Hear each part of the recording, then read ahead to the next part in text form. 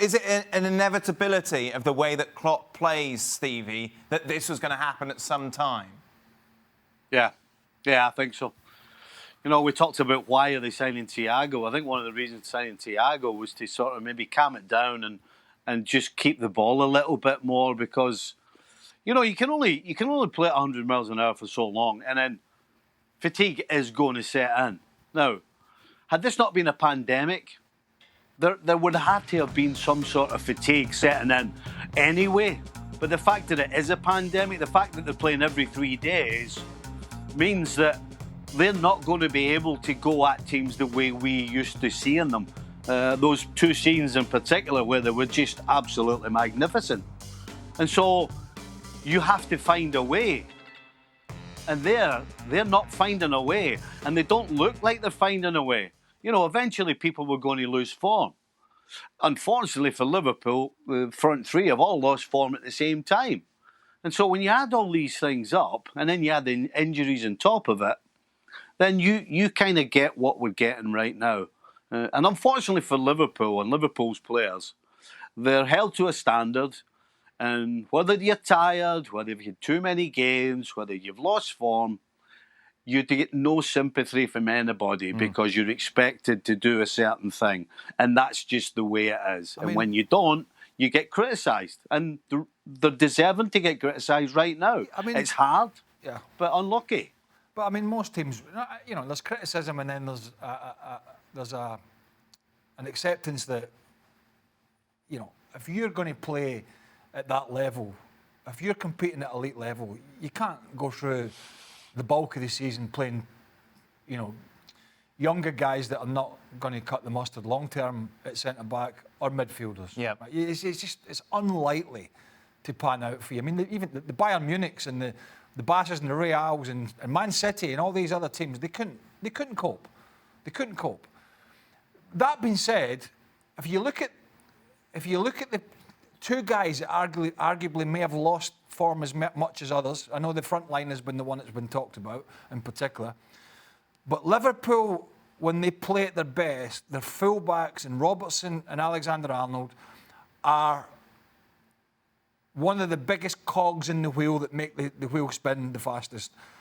And those two, and I'm thinking Alexander-Arnold, but also Robertson, we're not seeing the productivity from Robertson either. And it would be no surprise that in Klopp's system and his way that he plays, the fullbacks probably have to do the biggest shift out of anybody in the field. Now, there might be some data out there that tells you the midfielder will run more on the odd occasion, but if you watch Liverpool over the last 3 years, those two boys in particular have run the whole length of the field and back for 90 minutes.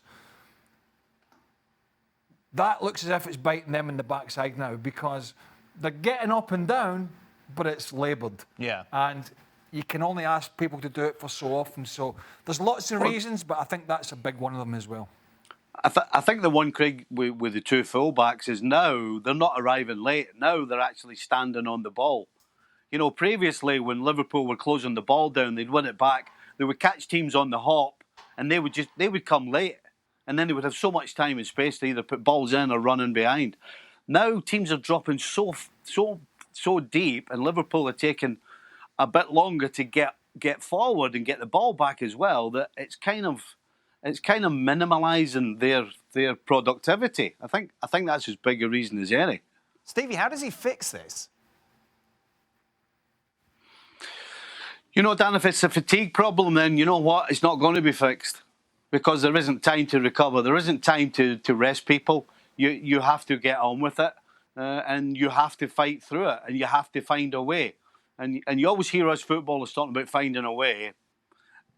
And right now, they're not finding a way. And that has just got to do with guts, determination and a little bit of something, either to go your way or you produce something from nothing. That's the only way it happens. City, Leicester, Leipzig, and Everton. I mean, that's like. Yeah. No, I mean, I don't think they're going to be able to claw that back to Man City. I mean, I suppose if they beat City at the weekend, which is a big if, particularly with the players they've got missing, they might have Fabinho back. But you know, City have been relentless. But even if they beat them, it would be... So it'd be 4 points. 4 points City with still it with still a having a game in hand. Yeah. I mean, in Liverpool, as we've already talked about. But those 4 games in particular, it's just a complete make or break for your season. The whole big picture. Stevie? Sorry, I'm thinking about, we're so, right now it's like nothing can go right for Liverpool, but it's small margins. When Kevin De Bruyne got injured, we all went, oh, here we go, this might change things. But guess what? City got Gundogan to step up. The guy's got 7 goals in the last 9 games. The guy's assisting for fun as well. They've played the same teams as Liverpool. The Newcastles and the West Broms and the Burnleys and Brighton. Guess what? They only beat 2 of them 1-0. And they won the other ones 2-0. There's not that much in it. There's just a little difference between somebody stepping up or getting a break. And right now, Liverpool have got absolutely neither. Shaka Hislop with us. Oh, go to Shaka again. Shaka, Liverpool out of the title race, Shaka. Is that it? Yeah, I don't see Liverpool being able to catch Manchester City, given the form that City are in. Right now, for me, I think Liverpool are hoping for a top 4 finish. And kind of given the way things have gone, understandably so. Listen, the truth is, before this season, Liverpool barely had an injury to deal with for 2 seasons. They win the Champions League, they win the Premier League, and then all of a sudden, between Klopp style, no injuries, and the pandemic, everything's getting piled into one. And you're seeing that. Right now, you take the season for what it is. You hope you finish top 4, so at least you have Champions League football to look forward to next season.